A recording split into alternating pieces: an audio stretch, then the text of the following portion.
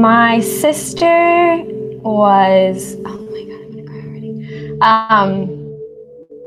As a little girl, she's one of those spunky people. She's the person that is creative, and she would be doing art and she'd be singing every minute, and just like one of those kids, you're like, how are you so happy?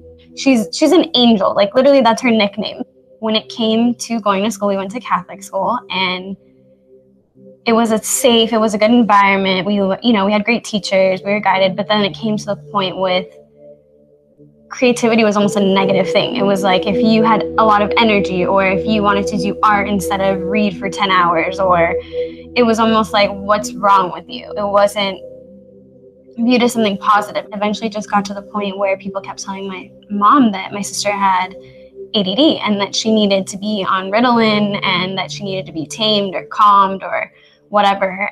The drugs, they erased her. It was like she was just this vessel and nothing was inside of it. It was just this emptiness, this vast emptiness of nothing. And I'm angry. I'm really angry because I've lost my sister is what it feels like at this point. I don't have my best friend. Like, I just didn't know what happened. It was like her soul was taken out of her. It was the scariest thing I had ever seen in my life. It was like, she didn't sing. She was quiet all the time. She was just gone. Like, it was like she was just a being walking this earth and there was nothing in there. It was just emptiness. And it was the scariest thing because it was the complete opposite from what I was used to. And she was just a blank canvas, like gone, just not there.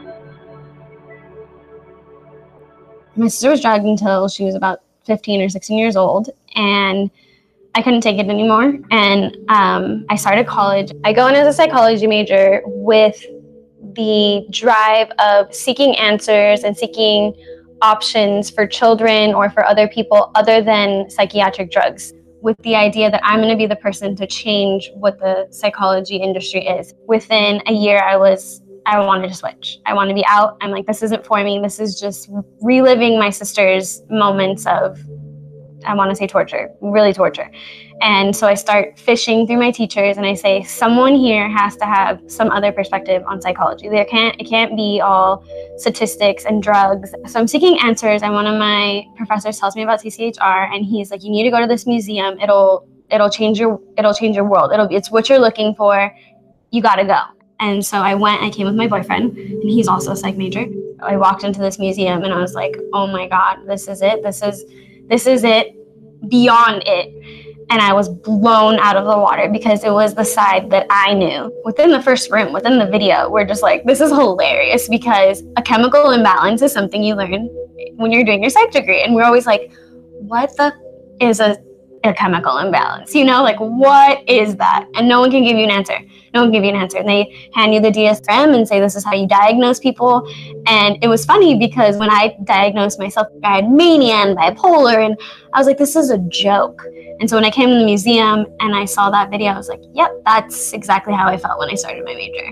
This is a joke. After that section on kids, I broke down. I just started crying, and my boyfriend's like, what's going on? And I'm like, this is how I felt with my sister. Like, I'm looking at my sister. I'm looking at what she had to deal with, and nobody wanted to have that awareness or say anything enough to be like, this is not okay. And that was that moment where I'm like, I'm bringing my mother and sister here because I can't. This is it. Like, this is where the message is going to come through, and it's going to penetrate deep enough so that something happens, that a change happens.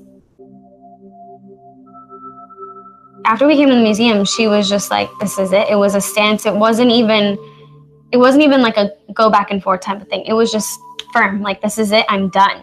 And I think that she needed that to show my mom, to say, look, it's proven. This is not right. Afterwards, we had an emotional moment of just gratitude, because it was like, nobody understood. Like, nobody got it. Nobody got what we were trying to say about that this was wrong for her, that her experience was unfair, that it's not just her, it's thousands of kids, and I don't know, I just embraced her, because it was like, this is your time. Like, this, you are allowed to be free now. Like, you're going to free your soul, and you're going to come back into your body, and you're going to be you, and nothing is wrong with you. Because it was like, no one was acknowledging what she was going through, other than probably me, I love my sister a lot. Yeah, I'm super thankful to have her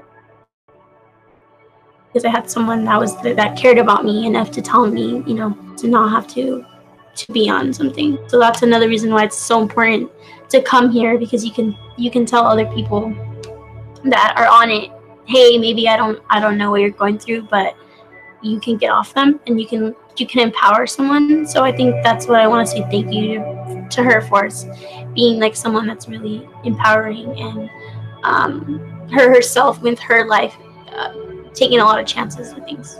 I feel like it's my duty as a sister. Like, she got brought in to my world, and so it's my job to protect her. And if I'm being told something, if something greater is coming to me and saying, you're right about this, you're supported, you know, like there's a museum to back you up, or there's teachers to back you up and we'll guide you through this, then I gotta do it. She brought me here to, you know, to help me see other kids and how they felt, and help me make a decision for myself, because I was coming of age where you can make your own choices. I don't know, I don't think any kid at 7 years old should be, you know, diagnosed with anything because you're just a kid. That's why it's important that you guys are spreading that knowledge to people, because you actually know what you're talking about. The greatest thing about CCHR is it's real. That's real, recognized as real. So it's the real thing. It's not candy coated. It's not sugar coated. It's not, they're not going to tell it to you and put a pink ribbon on it and make it sound all beautiful. It's the real truth. It's just like a message. Here you go. Take it how you can and reflect on it and do something about it. Both my boyfriend and I were studying psychology, and after coming to the museum, we knew that something had to shift. We knew that we had to be activists in letting people know what the truth is, regardless of that we might have spent money, regardless of our parents were upset that, you know, we picked this degree, they've already put so much into it. Sorry, this is the truth and it has to come out. We said, you know what, this is our path. We're going to put it out there that alternative health is the way, and that drugs are a lie. Psychiatric drugs are a lie. There's no cure. Nobody has ever been cured. Nobody has ever said they've been cured. And if anything, they have to cure 10 more things after they've started any drug. Coming into contact with CCHR changed our lives because it was that validation. It was really validation of what we needed to hear, to say, look, everyone, this is how we feel, and here's some proof behind it, and, you know, here's stories, here's everything, media, everything, coverage on what we're trying to tell you. And it just felt like, it almost felt like a family. Like, it felt like your family had your back, and you were like, thank God that someone is saying what I'm trying to say, because I'm screaming this at the top of my lungs and nobody's listening. And if it's gonna take this, then it's gonna take this. And it did, and the whole world shifted. It was amazing. I don't know, it was almost like a miracle. So, yeah.